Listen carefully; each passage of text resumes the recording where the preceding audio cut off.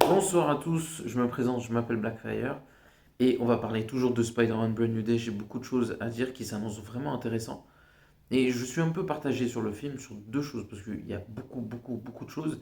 Le réalisateur a teasé le film en disant que voilà, ça se passerait après les événements de No Way Home mais que ce serait connecté, même si ça se passe plusieurs années plus tard. On verrait les conséquences de la nouvelle vie de Spider-Man où Peter Parker n'existerait plus au sens où il a une vie, mais Spider-Man est la priorité sur le personnage, ce qui est souvent pertinent dans les comics, donc ça prend la bonne direction. J'aime le côté où Spider-Man, je sais pas comment vous expliquer ça, je veux dire, perd un peu la tête. C'est le bon mot, j'aime ce côté-là, donc ça s'annonce vraiment intéressant. Il se dit que Spider-Man va affronter le Scorpion, et que le Scorpion pourrait tuer Spider-Man, et que le symbiote pourrait le sauver à la dernière minute, et on aurait 30 minutes euh, avec Spider-Man avec le costume noir qui serait totalement incroyable. Là où je suis un peu perdu dans le film, c'est qu'il mélange deux choses. C'est assez dangereux. Il y a un côté où Spider-Man pourrait perdre ses pouvoirs et devenir Man Spider, et d'un autre côté, il se dit que Spider-Man pourrait avoir un costume noir. Donc je suis un peu perdu dans le film. Est-ce que l'un est une fake news par rapport à l'autre, sachant que l'un te tease vraiment Man Spider vraiment très fortement du fait que Spider-Man pourrait perdre ses pouvoirs, il aurait des toiles organiques, tout en ayant le même costume, donc ça a forte probabilité, et il y a beaucoup de scoopers qui disent que Spider-Man pourrait devenir Man of Spider. Ensuite, le film peut durer longtemps, donc c'est-à-dire que tu peux faire l'arc de Man Spider, même si bien évidemment Jean Grey est dans le film, ainsi que Hulk et Punisher, voilà, et que ça peut durer une bonne partie du film, jusqu'à que Spider-Man redevienne normal.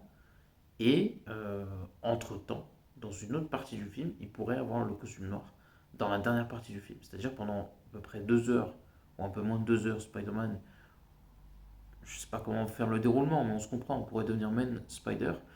Et à la fin, on pourrait, je sais pas, affronter le Scorpion, entre guillemets mourir et être sauvé par le symbiote. On pourrait avoir une référence par rapport au jeu où Spider-Man affronte Kraven et se fait tuer et le symbiote, enfin Harry lui donne le symbiote et il revient à la vie. Alors pourquoi pas Tom Holland Spider-Man, et ça pourrait être pertinent et tu pourrais faire un joli kit tout double. Voilà. On verra, hein. C'est vrai que pour l'instant ça tease les deux arcs, ces deux arcs que j'aime beaucoup, euh, qui pourraient être intéressants à exploiter tout ça dans un seul et même film. Pourquoi pas? Franchement, pourquoi pas? C'est pas une mauvaise idée. Donc écoutez, on verra bien. Donc voilà, ça nous tease un arc assez émotionnel. En plus, le réalisateur il se dit oui, voilà, je me sens proche de Spider-Man, donc je comprends où le personnage doit aller ou ce qu'il va faire.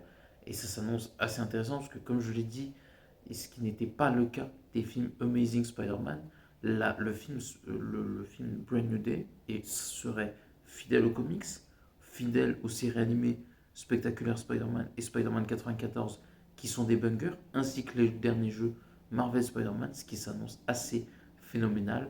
Et contrairement à ce que des gens, parce que apparemment des journalistes ne connaissent pas trop Spider-Man et ils ne savent pas ce qu'ils disent, Spider-Man n'a pas besoin des trois Spider-Man pour faire le film le plus rentable de tous les temps.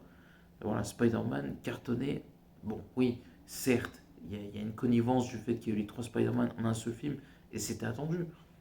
Mais je pense que Spider-Man peut faire plus de 2 milliards, qu'il y ait deux autres Spider-Man dans le film ou pas. Parce que Spider-Man, quand c'est bien écrit, c'est super bien fait, ça peut taper les 2 milliards, surtout que le film est très attendu.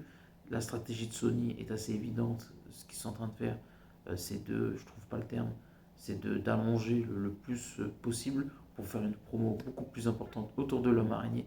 Donc n'oubliez pas de commenter, liker la vidéo et à la prochaine. Ciao.